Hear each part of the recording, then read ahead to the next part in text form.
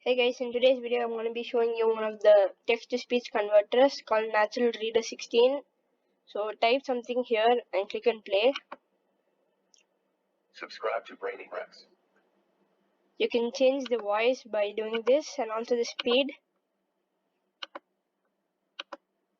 Subscribe to Brainy Rex. So let's install this. To download the software, go to the naturalreaders.com website and then click on the free download option. The link is in the description. If you don't want to download the software, you can always use the online version of it.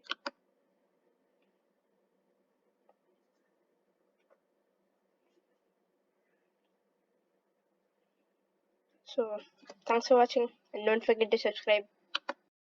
Subscribe to Brainy Rex, and thanks for watching.